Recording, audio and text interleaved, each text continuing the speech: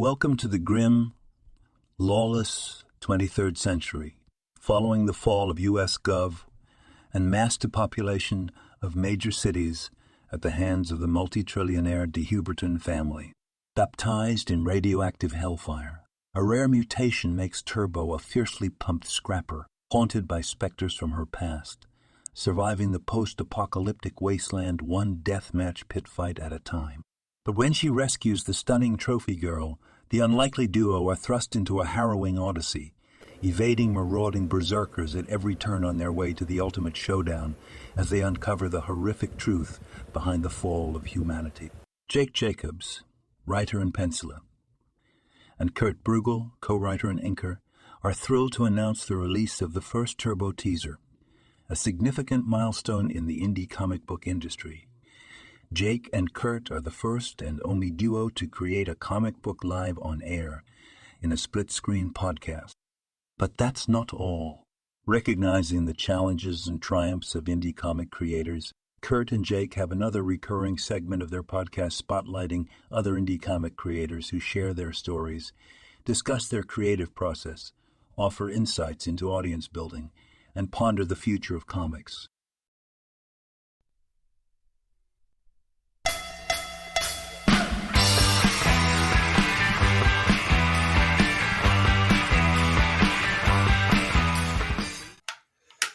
Good morning, Jake. How are you? Good morning, Kurt. Happy Sunday. Happy Sunday. Turbo Sunday, as I like to refer to. We made it to another one. I barely made it this time. It sounds like you had a cold. You had a cold? Oh, man. I had a nasty bug, and I was out sick from school on Friday, and yesterday was rough. Oh, I'm and sorry. Today it's getting a little better. So hopefully I'm on the upswing. I got my tea, and gonna try to take my mind off. But welcome folks to another episode of Turbo Pit Fighter, the making of.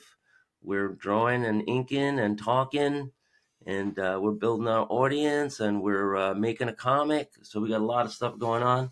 I'm going to be working today on page 18 of issue 2, and I got this very, very complex panel that I've been slaving over for a while, and I think I'm rounding it out. You know, there's a great question is, when is it enough? When is it done? And I was thinking about that when I was doing the sketch to the new cover for the new teaser, because it's got a crowd scene in it, and I'm like, oh brother, what did I bite off here?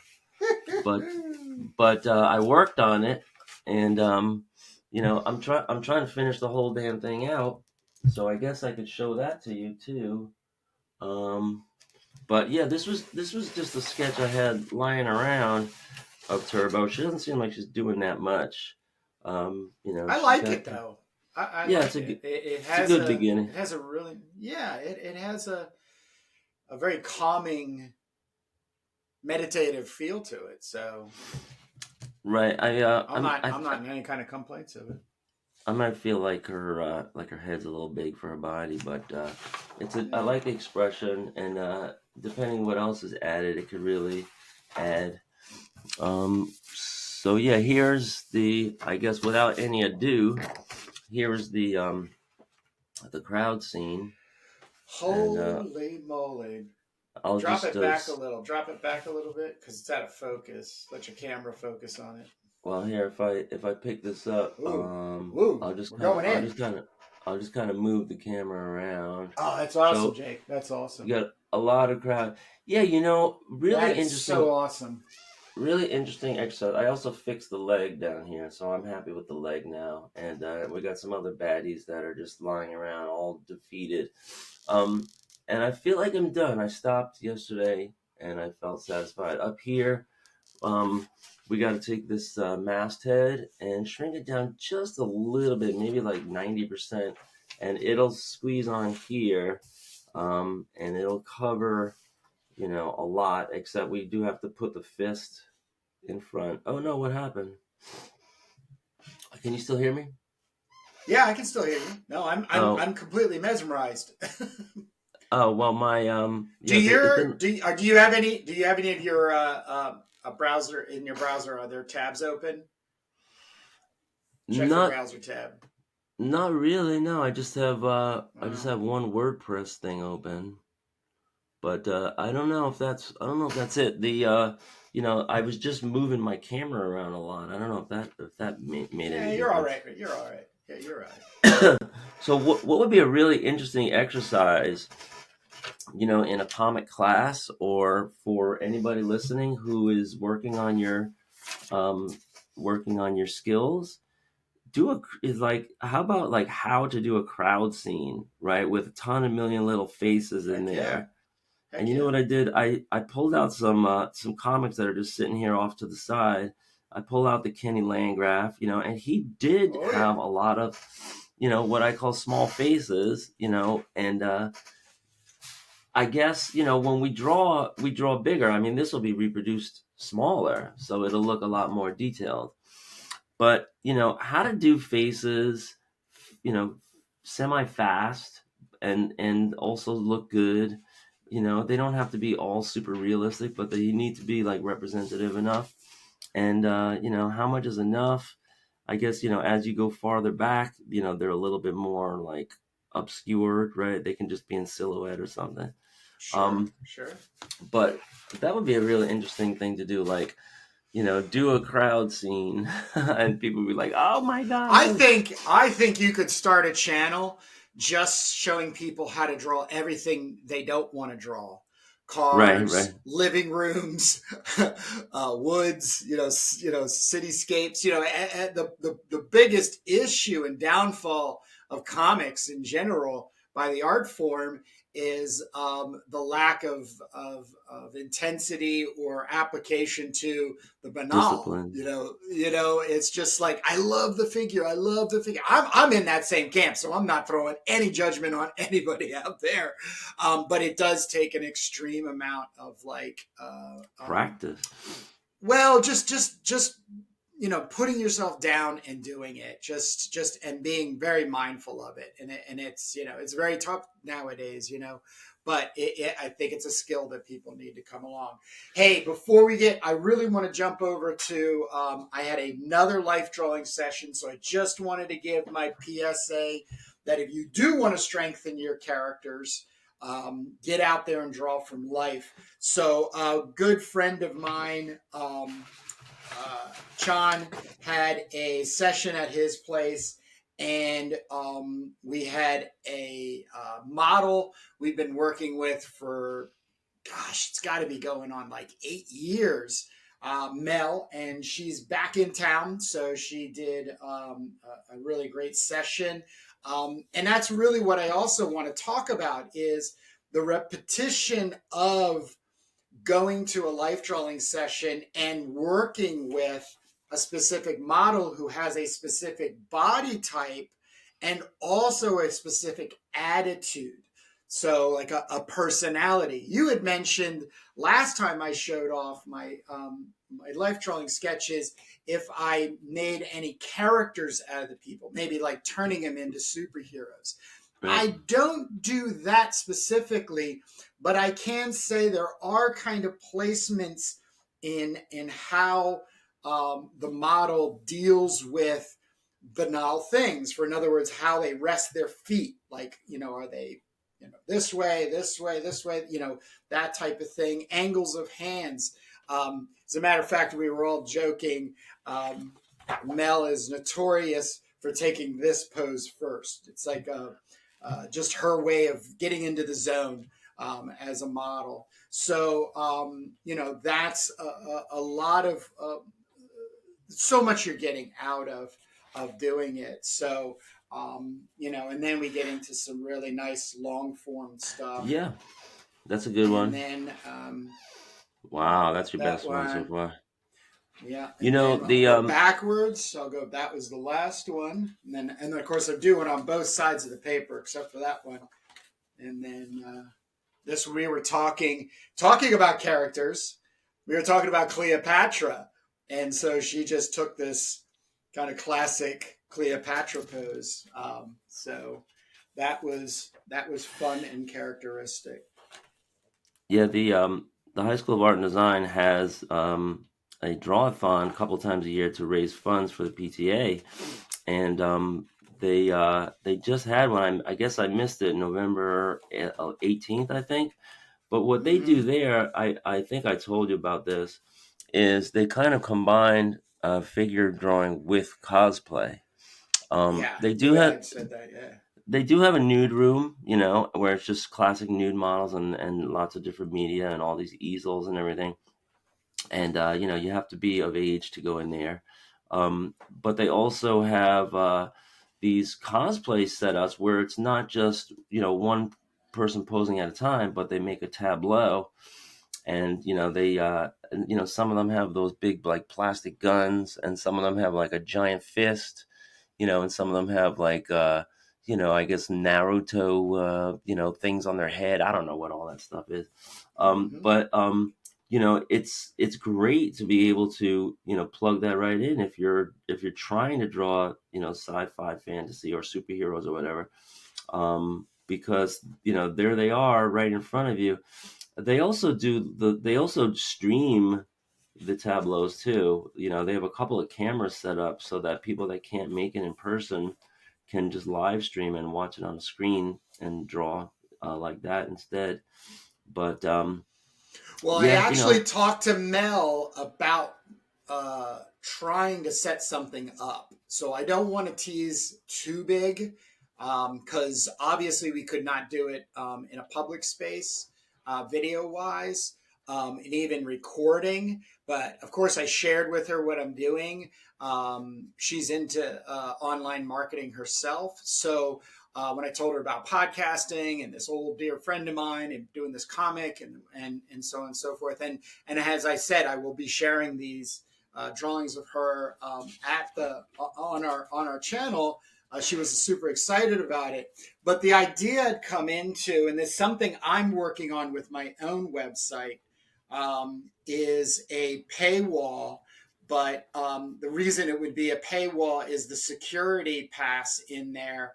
And then to be able to host video and live streaming. So I use Squarespace, and I've been doing some reading and researching.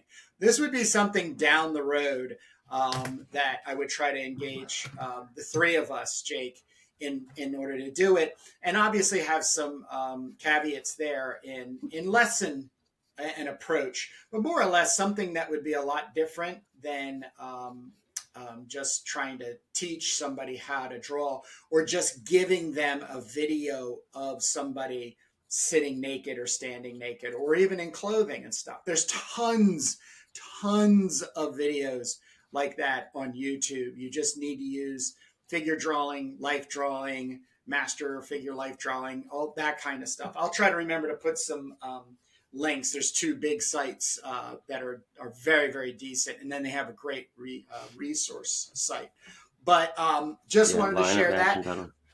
Yeah, and then I also want to quickly make a shout out to Gautam Shioram, who we had our last Indie Comic Exchange interview with that went up, and we got ourselves, I'm going to do a nice, he sent us the thing. This is a Turbo Pit Fighter pinup from Mr. Gautam Shioram. So we want to thank Gautam for doing this. And bring it this up was close. on his Instagram. Yeah, well, I'm going to do I actually gave me the file, so I'll be able to put that up on the screen so people will be able to see it. So he had a great time. He obviously can't wait to get back with us, and so do we. And I also just want to say, if you're out there and you're, let me use the term, struggling in your work making a comic because you're on your own, please do not feel like you're on your own. If you're listening to this video and you've made it this far in, you're with us. And that's what Jake and I are all about, is building a community. Obviously, it's around what we're doing right now, which is the Turbo Pit Fighter comic. But we're very, very open to listening to people's comments, getting suggestions about what to talk about. Not that Jake and I can't come up with something every week to talk about, but please put comments below about things you would like us to discuss, or things you would like to You know, Yep. make Question, as comments, suggestions. concerns. Yep. So thank you, Gotham, for doing this. And we're looking forward to more fan art from the fans. Yeah. So, and speaking of topics, I got my little rundown here. I have notes: Ozzy, KJK, Duke in jail, Landgraf, and 2012.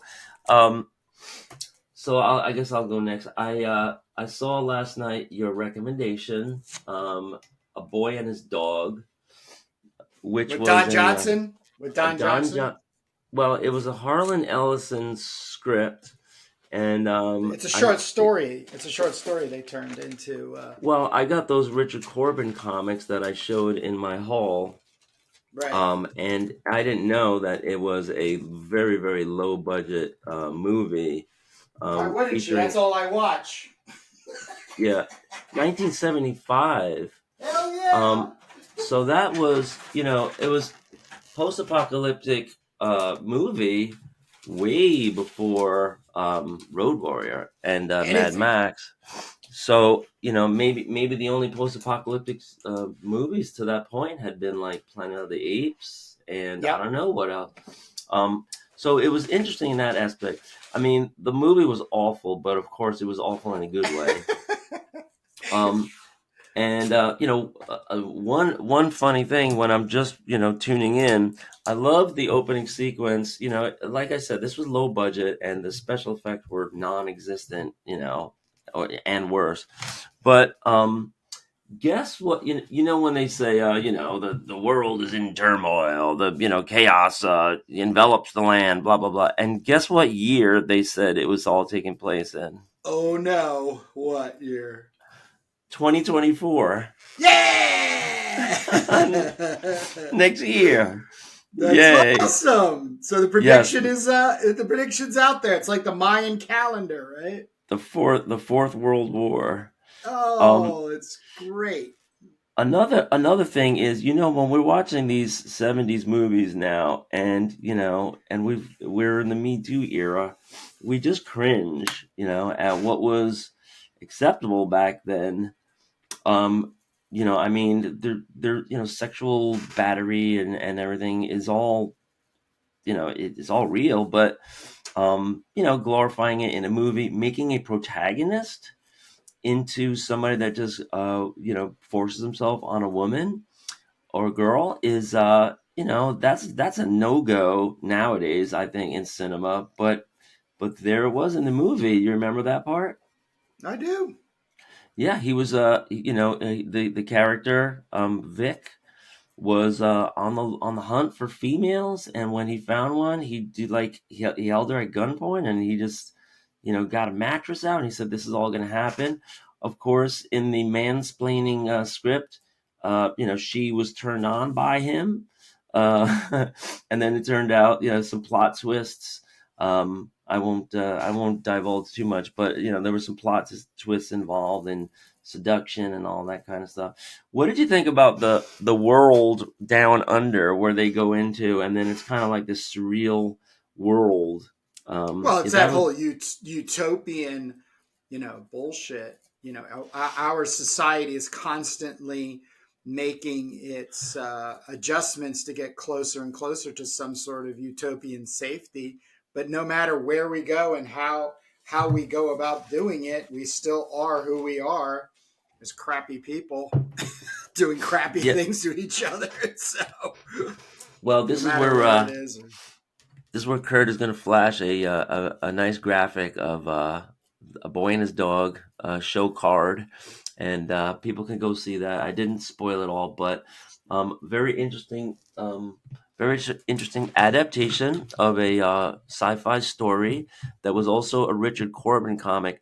And I'm also not going to give away the shock ending, but it took me to the very, very last minute of watching this movie and then seeing that shock ending that what I'm talking about, that I realized, oh my God, I read this whole thing in the Corbin comic when it was serialized, and I remember that ending too, but it just snuck up on me all over again.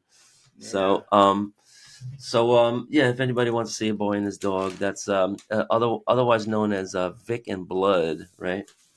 Yeah. Those were some comics that I picked up recently in my haul. So yeah, do you want to go next, or should I do my next segment? Oh, keep going. I'm going to finish tracing this out, and then I can actually do my summary of where we're at and where we're going. Okay, I'm just going to show some whole stuff here. These are some books I picked up at the Nyack Going Out of Business store.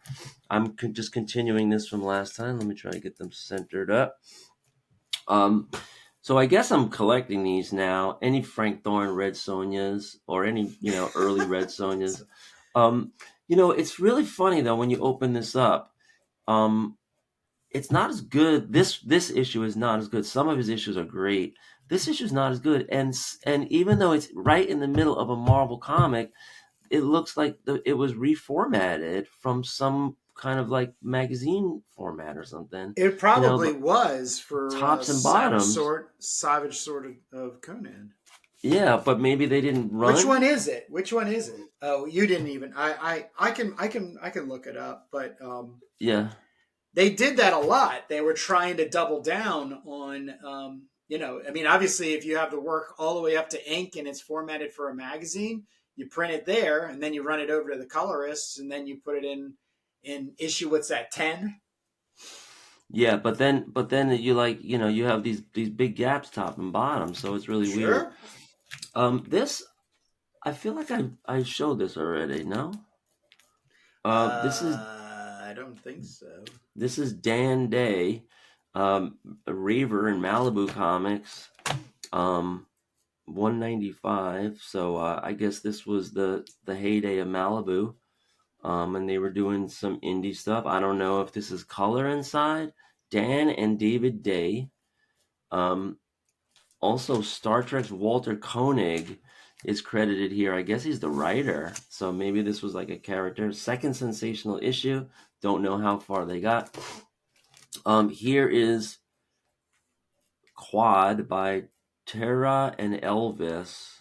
Oh, Quad. I don't know what I'm looking at. Oh, you know what? This is Behemoth Comics. I just got this because it's a different kind of a company, and this deserves some investigation too. I don't know what this is about, but Behemoth is a new indie comic company that's out there. It looks like a painted cover or maybe done on a tablet, digital.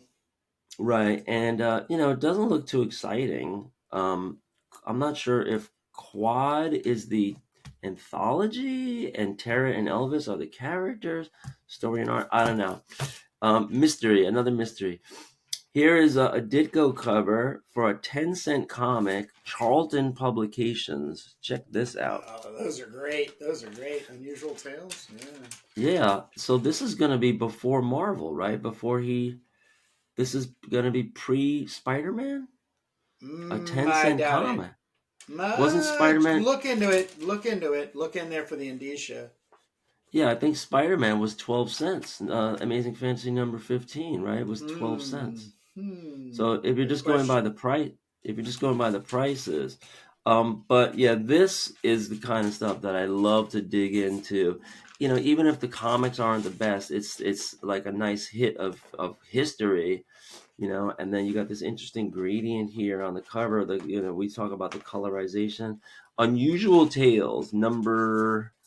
The number I guess is covered up by the $2 thing. I got this 60% off here, so I don't even know if there is a number under here. Anyway, I won't do this right now. What else we got? Space Bandits I showed last time because this has like a little crowd scene in the back. This is to do with like some kind of like pit fight or wrestling matches or something. There isn't too much in there, but I always like to see how other artists approach that kind of stuff. This I got because it's Kubert. He's a classic artist. Hopefully he's the internal artist here. But, people can learn a lot from Joe Kubert. And, this is kind of like a common thing is to have this a sculpture of Mother Mary who's framed up in a background of like stained glass. I was just seeing something very similar in the Jaime Hernandez episode of Cartoonist Kayfabe. And then you kind of tableau it with other stuff that's going on underneath, as if she's like standing in judgment. But Joe Kubert is amazing for his economy of line, and just his really formidable style. I'm hoping that's an internal of Joe Kubert. Here's another behemoth quad. I don't know what quad is. I know it's an imprint maybe. Ghostware Exorcist Trent. Story and art by Aloysius Santos. And I wonder if they're getting some overseas artists. I'm just looking at these names: Eduardo Schall and Aloysius Santos. Those are kind of exotic names you don't see every day. It's not like But David you know what Roberts. the curiosity for me is when we start seeing titles that were done outside of the U.S. that they were already done. So the publisher just has Yeah. to either pay for a translation, but they're not commissioning the work. So they're already dealing with a property that is complete. So they don't have to worry about it coming in on time or coming in on anything that usually can bite a publisher in the ass. So that's my curiosity. Look. Yeah, it looks like this is brought over. Aloysius Santos, Diego Sanchez, Eduardo Fergato, Eduardo Schall. Spain? Is it Spain? I'm thinking, or something. I'll do a little research and throw something up. In the last decades of the 21st century, a massive solar storm hit planet Earth, destroying all technology in its way. Global communications were lost. Nuclear reactors collapsed. The climate suffered the worst drastic changes, and financial systems were gone. The survivors had to adapt to the harsh new reality. That's it. One, blurb, and you're off and running. And so here we're going to see some post-apocalyptic sci-fi stuff. Interesting. I'm just teasing this for the future, but that's going to be my mini haul for today, and I'm leaving one more mini haul for another time because I don't want to not have a mini haul anymore. I don't know, it's just my security blanket. But I'm going to be trying to jump back into drawing this panel here, and I'm going to try to show like the turrets and a couple of soldiers kind of like doing their thing. This is my rough for it, and so I'm done with this now. I'm finished up here. Is my video's frozen on my preview? Can you see me moving? Oh, there now. I just got the plus sign. Okay, now I'm back. You're back. You're good. So yeah, I want to do this panel here. I have some stick figures here, shooting the turrets, and then some other soldiers that are just kind of like swarming. Can you get square? So, you're not square. You're off to the side. There you go. So yeah, so I just want to try to lay this out. So I'm going to take my blue pencil and I'm just going to try to really, really rough this out here. But as I'm doing that, too. That's right. As I'm doing that, I wanted to ask a couple more things on the rundown. So I have a note here that says Ozzy, and when I was, people have seen our intro, with our AI voice guy, and the planet Earth has been taken over, and I'm really envisioning a lot of ways where we can really tighten that up, and we definitely need some new visuals for that, because we're showing artwork that isn't even finished, but one thing is, at the very end of our broadcasts where you show the t-shirt.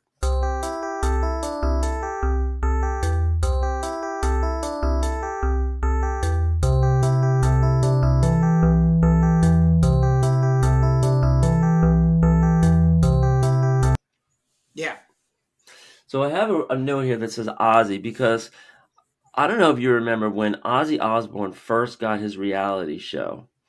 And there was an episode where he was going around with Sharon Osbourne, his wife, and she was also the promoter of his tours. And they were previewing the arenas, and they were in some place like San Antonio or Albuquerque, whatever. And the arena promoters were showing what was going to happen at the end of Ozzy's set. They were going to release a whole bunch of balloons into the audience, and they showed you them releasing all the balloons. And Ozzy wasn't having it. He was like, "What's this?" He goes, "I'm the Prince of Darkness." I remember that. You remember that? Remember So that. I do. and that is what I want to. Sharon! Sharon, bring up the helicopter. So that's what I was reminded of when I see that little outro clip of the T-shirt, because here we are doing this like real serious post-apocalyptic massacres and violence and everything, and then you come on with this music which is like this. So, no rush, but can we eventually replace that with like some death metal or some, soundtrack? That video is gonna go away as soon as I get this completed, because this will be the new logo for 2024 and the T-shirt design. So, speaking to that, listen to the end, see the video, but more importantly, there's a link in the description where you can buy the T-shirt before it fades away. I'll flash a T-shirt on my version as it's gone through the washer a dozen times. It actually fades like an old 70s vinyl stick-on kind of thing. So that goes away, and then we'll have to come up with something. We'll have to come up with something else. Well, I'm going to advertising, but can I just jump in for a second? Jump in. I actually have that on my notes here. Oh yeah. No, not that so much, but the intro, I have a bunch of ideas and thoughts about it, but more importantly, I think we're going to have to do a cutaway video podcast where we kind of really talk about how to build it, how to make it, and so I got to just figure out how to sort of catch my screen. Like, it wouldn't be me doing this kind of thing.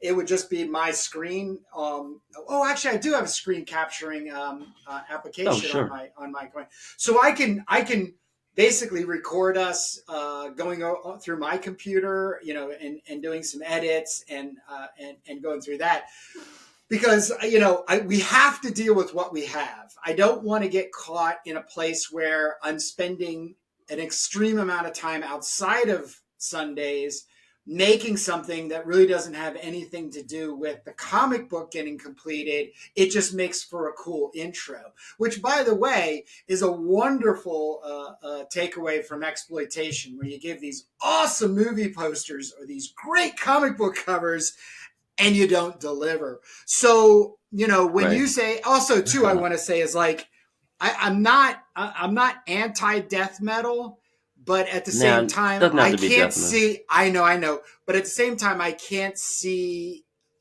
us endorsing something that fewer and fewer people, I think, endorse. I could be wrong. Make comments if you love, are minorly involved with or interested in, or don't care for death metal at all. But I think the other thing too, though, and I just putting this back on you, my friend, is you're a musician.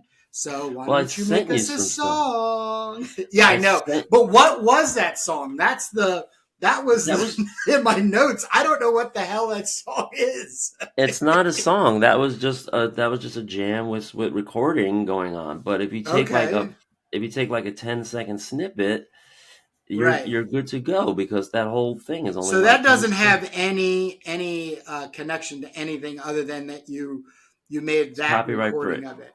Okay. Copyright for it. Yeah. Okay. Cool. And also, when it comes to death metal, sometimes you don't want to blast people's eardrums, but sometimes you just want to vibe, So you play like 2 seconds of death metal, fade it down, and then you're playing like some groove. I was just thinking, Sharon, what is That is awesome. the Well, that's the kind of character I am too. Is I hate being predictable. In other words, I hate it when you have to do if you're in a genre and you have to put death metal because that's what you assume everybody listens to because that's what There's so much of it post-apocalyptic out comic there. books. Yeah, Yeah. I mean, I'm a huge techno fan. I'm a what's called a yeah. trip hop. I'm actually going to go see DJ Shadow in February. I'm pretty freaking excited because he's like one of the last three people I want to see live. Yeah. So, but he has a band with a guy named James Lavelle who did Uncle, which if you want a really incredible heavy breakbeat techno album to listen to with vocals by Richard Ashcroft and Ian, what's his name from Stone Roses, and so many people. Get the Uncle's debut album. So anyhow, There's that was there's just a, that was, there's Kurt's Roundup. I didn't know you liked trip hop. I know my favorite trip hop is love trip hop. my Love it. favorite is Portishead, but I was just watching something on them last night. I'm Or not actually, the guitarist. too into it. Also, there's also Massive Attack Forever. there's also good and bad, metal and death metal. There's thrash and there's all kinds of stuff. And I could recommend some bands that are listenable. But I tell you, when I was in Newbury Comics in the mall, you walk in and there's like all these pierced, like kids, minimum wage, kids working there. And they're playing the worst death metal I ever heard, and I'm just trying to read some comics and concentrate and just look at some comics. And it's like, oh my god! And I feel like turn that music down? I I'm know. trying to I read my feel like comics. I feel like my age, and I'm like, So that was the Ozzy thing. I'm crossing that out. Next thing, is maybe I'll save the Duke, because I have some great stuff for the Duke. Oh yeah. But let's go into this. So you've been encouraging me to release some writing on Substack and make serial installments so that people get some free writing and I can build a following. It totally makes sense to me. And it also helps me because I'm developing my sci-fi timeline, which I decided to call the End of the World. And so I wrote up a blurb, which is going to be for the first, email or the first installment, I guess. So I have a couple of questions because I'm very clunky with the tools, but it sends out an email. So you write something and then you click out like you click it into a post, and then it goes out to people's email, but then it also lives as a web page, right? Entry. Correctamundo. Yep, Great, that's that's a why. great tool. Yeah. Well, Right, I use it primarily for the Gardner Francis Fox Library. And every Monday night at 5:55, I send out the first chapter of like a vintage paperback from like the 70s, yeah, 60s, or 50s, that kind of thing. So it lives perfect. online, so it Yeah, it's has perfect its for own that. existence. But the moment it's posted schedule wise, it's sent to all the subscribers. So and as I was telling you before, the really cool thing is it lives in your mailbox. So that all these people have chapter ones in their email mailbox. So I Right. think that's super cool. So Yeah, so I'm going to be doing a little bit of I guess prose with like maybe one or two sketches, like in progress sketches of these characters, and I'm going to be developing my storyline. Um, and I have some really good bullet points to introduce the whole thing. It's going to say, here at Doom Magazines, we already know society will be devastated by the 2240s when the grim and gritty Turbo Pit Fighter adventure takes place. But for those asking How did the planet get this way? We peel back the layers of the apocalypse with a new installment serial to break the bad news to readers bit by bit. Introducing The End of the World, a turmoil-laden sci-fi timeline of stories, illustrations, reader comments, and bonus materials that will knock you sideways. Obviously, I used a little AI. Eyes will bulge, and senses shatter into kaleidoscopic fragments as we unfurl a tapestry of iconic characters plunged into harrowing escapades as the boundaries of imagination blur in riveting revelations of a freakish future, including The Casualties featuring Esoterra and Hellclaw, Arrival of the Chronomorph Giantesses, The Secret Chronicles of the Duke, Cromita the She-Bot Who Built Herself, Descent into Cultism featuring the Tuesday Movement, The Coming of, and Tuesday is spelled Twosday, The Coming of the Sentients, and finally, Worlds Ruin, the ironic saga of Elevena 2222. Followers of the Making Turbo Pit Fighter podcast know Jake Jacobs, a New York City art teacher, isn't just busily penciling Turbo Pit Fighter on the weekends alongside inker Kurt Brugel, but also scouring the creative realm for artists and co-creators to join forces on anthology works, public domain characters, and of course the dystopian Turbo prequels comprising the End of the World timeline, explaining the tragic gradual downfall of society coming in the 22nd and 23rd centuries. And then I did one last line here. For aficionados of pulp and shocksploitation cinema, Jake is also penning a comic serial called B-Movie She-Devils, which features Mondo Bizarro director's cut B-movies in comic form, featuring an unstoppable super squadron of ultra-strong recurring actresses. Hungry for more? Head over to hellclaw.com, where other sci-fi and pulp-sploitation pitches echo through the corridors of insanity. The end is coming, and you're invited to the front row if you dare. That's awesome. So that was my first read, and I want to get one of those voices that read it for you. I could just edit that out, and you could use that. I could clip that out for you. You could do a more. That's freaking awesome. That's well, I could do. So that's going to be the first, I guess, release. But then I started installment number 1, and installment number 1 is going to check in on the year 2157, and it's going to be the mother of Esoterra explaining how she adopted Esoterra as a baby, and it's just going to be kind of like a setup to how this scientist couple came into adopting Esoterra, and I have a question for you. I'm listening.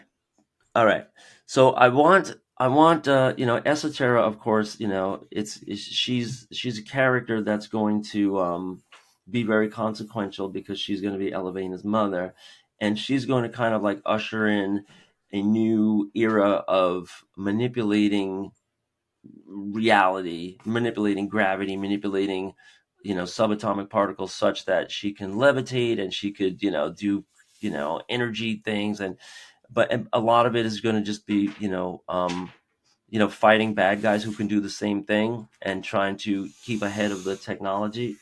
But I want, when she's just a baby, I want this thing where she's going to be born to like an underage prostitute drug addict who gives her over to these two scientists. And, the scientist couple who is doing a lot of research on predilection to telepathic. What is it? Oh, it's here.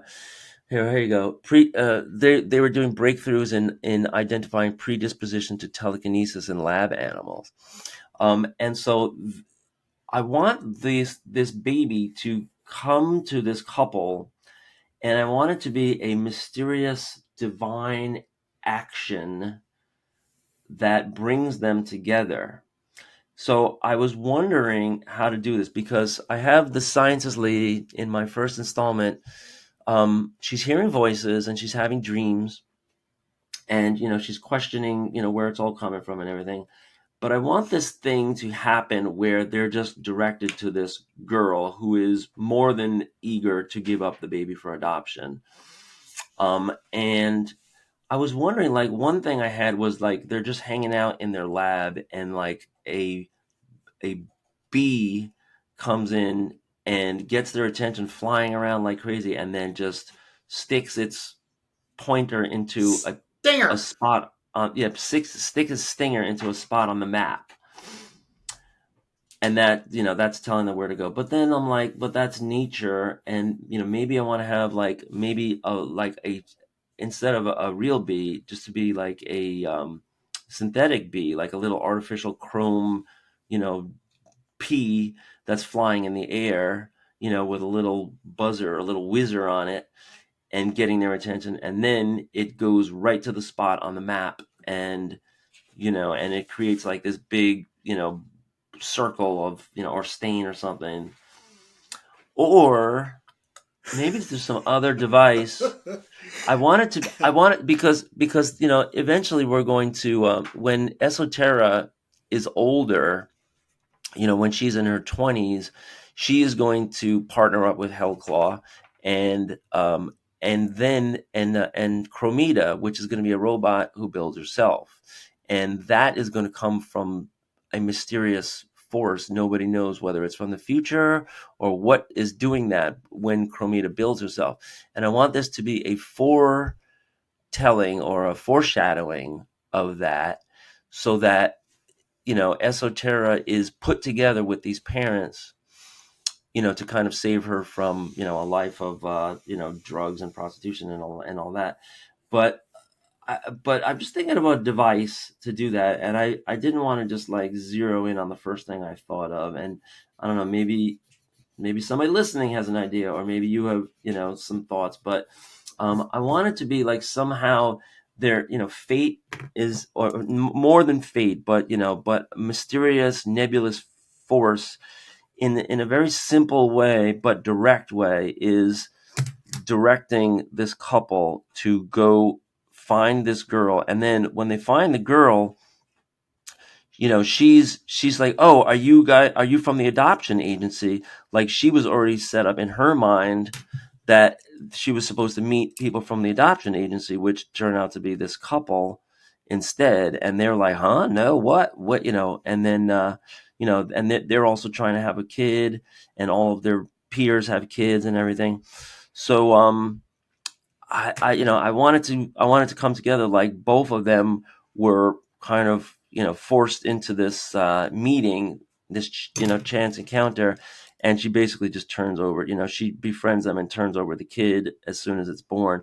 And then the mom is, of course, the mom, and because there's also some danger lurking, there's lots of threats, because this gifted child is also coming up on the radar of other mysterious nebulous forces that are evil. And so I don't know. I just that's kind of where I'm at. But I have one, two, three. I have four nice long paragraphs as a setup, and it's tying right into my timeline with the downfall and the rise of the Dehuberdins and Walco and all these the other things that are happening. So my question is, like, what's a good length for an installment of original writing that has maybe one sketch to it, to send out? Are you talking about on Substack? Yeah, if I send out my first installment, like, I'm thinking of just making my first installment just that announcement that I read to you, with I some mean, I art. think the thing you might want to do. I just lost your camera there. I'm still here. Okay, Where are we? might be just Yeah, I'm here. a glitch or something. I would just say that if you want to bounce something over to me in like just a Word doc, I can Yeah. then kind of like maybe cut it in a way, and then also you're going to want to put in some graphics. So I always try to put in like at least 3 images of some sort, whether they're just tighter crops of something or, Right. that. Yeah. So, and then you're going to need a masthead and, just to kind of keep people going. And then Yes. Some obviously the branding. name of the series should be the title of whatever it is that you're trying to put together. And even if, like I said, maybe we could kind of put it in like 12 pieces or 6 pieces or 25 pieces or something. The tougher part of obviously being in the world of creativity and getting and maintaining attention is you want people to leave with some kind of question in their mind, like, oh, I wonder what's going to happen next, or what's that all Yeah. about? I really enjoy post-apocalyptics or Yeah. post-apocalyptic comics. Obviously, we even have then you even have links to the places that you described. The podcast you're working on. With me Right. and so on Definitely. and Yeah. so forth. So it's a lot richer than maybe just you know throwing yourself out there in the creator's capacity. That's what I do is help artists put it into a marketable format in a place, God bless, where the key to the game is what's referred to as evergreen content. In other words, it doesn't matter what the content is, it can be searched for, and when somebody finds it, it answers a question. I bring it back to our buddy Tim Hoffman, Boy in a Sewer, that interview. He just got on Google and started looking for, weird black and white comics, blah, blah, blah, blah. And then YouTube threw up one of our videos and he clicked it. And it might have been one of the shorter format ones where I cut them up into 2 minutes. The marketing headspace right now, that I subscribe to is stop thinking content and think attention. So whatever you're making, make it. It's whatever content, product, whatever it'll be, someplace. But you're doing it in a way that will drive some sense of attention for somebody who would particularly enjoy it. Not everybody's going to enjoy it. It goes back to my whole thing about death metal. Why would we want to put death metal in there? It's just a question. Is it a true fact that death metal is something attributed to post-apocalyptic storytelling? Those are the things you want to be able to put in there. My biggest point, Jake, and you just proved me correct, is you are a writer first and foremost. I know you have excellent drawing abilities. The comics you make, they're enjoyed and everything, but you're doing it from this story inside your head telling. It just wants to be in there. We've also discussed, and I'm working on this. This will be a big part of my year next year with the Gardner Francis Fox Library, is illustrating his prose, but doing it. I mean, I'm even thinking along the lines of like every other page is an illustration, but the illustration doesn't have to be overly dynamic poses of characters and interaction. It could just be an illustration of an object that's being described in the book, a place that's being described in the book. So once again, I think the thing that you have a beautiful ability for is world building. It's now just putting it out there. Substack would be the format in marketing it to grab attention of people who would enjoy it. Yeah. So definitely jumping on that, and Good. I'm gonna be releasing that. I'm trying to just make like these little bite-sized interstitials or anecdotes or something. It's not going to it's this is not going to get into the whole story of the characters. It's just going to be like how the mom got met the thing, and how they were all set up, and it's going to set things up for later. Then I'm probably going to jump around the timeline, and then I might go like 100 years later, and talk about you know you know turbo time or elevator time. That I'm Sure. just doing. I'm having fun with dancing around this sci-fi timeline, and Cool. whatever strikes me, as worthy of.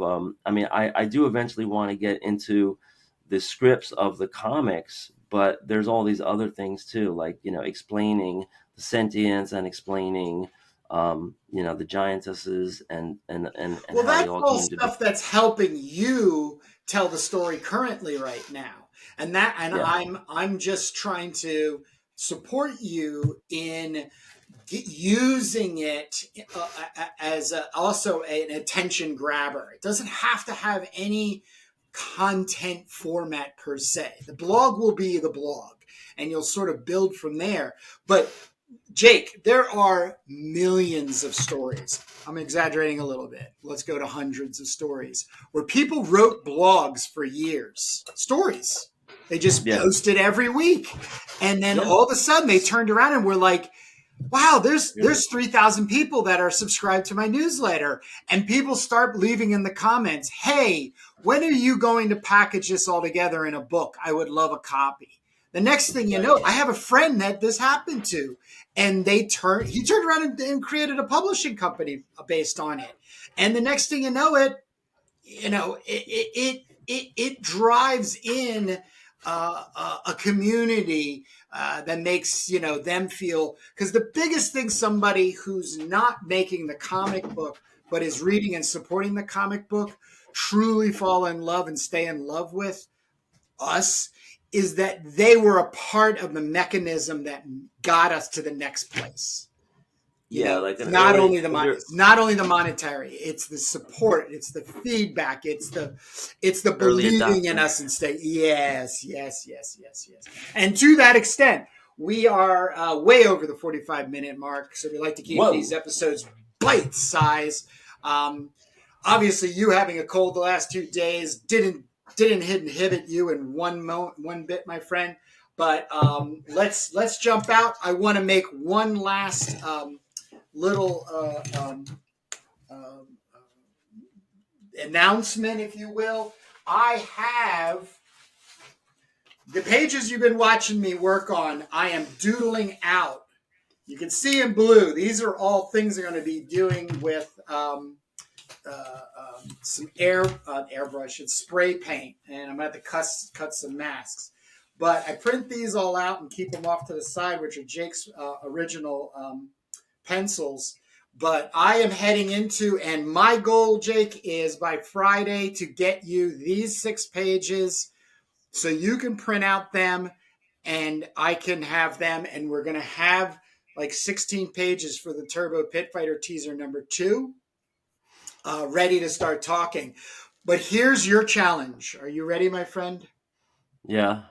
You've got to start scanning. You have a lot of stuff to scan. You have the Turbo teaser, a Turbo Pit Fighter vellum header, mast header, and I believe you have 3, if not 4, things that I got to start inking, because next Sunday I will not have anything to ink for the teaser. I can be inking pages 13 and so on and so forth, but I would Well, really yeah, I'm start. done with the cover.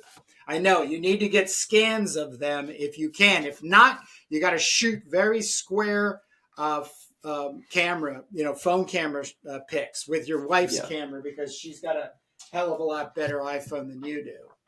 Yeah, I got to use my wife's phone. Right. So I just finished the front cover, and next I'll be jumping on the back cover / zine page. Right. Yep. Yeah, and Right. that's what we're So going to talk about next week. We're going to talk about that next week. So let's keep it for then. Like I said, I'll be sending you an email. I'll text you that you got that but do we email. have is that going to add up? We only have actually 6. Oh, 6 pages becomes 12 and of story. And Yes. we need to get to 14. So we have the front cover and the zine cover. So we got to talk about those other 2 pages, right? Yes, we have. I have the notes somewhere here where we're going to do, here it is. We're going to do 3. So it's the cover, pages 1 through 6, which is teaser 1, then 7 through 12, which is the second half that makes teaser 2. Then 14, 15 in the back cover were going to basically be the stuff that you were just talking about, possibly for the Substack content, but you have tons of this information that you want to put in the little boxes of words. You had like 3 more boxes of type like this that never got to print. So we're going to deal with art, though. These aren't going to be 14, 15 pages of writing. It's not going to be typed for people to read. We need an illustration where we can do a similar type of weaving, more information, a QR code here, a QR code there, yada yada. Because when we get this professionally printed, and we start doing the second round of the Indie Comic Exchange starting next year, 2024, we're going to be tight, and we're also going to be talking to those people we talked to this year, bringing them back on so they can see what we've improved upon and what they've improved upon. I had a question.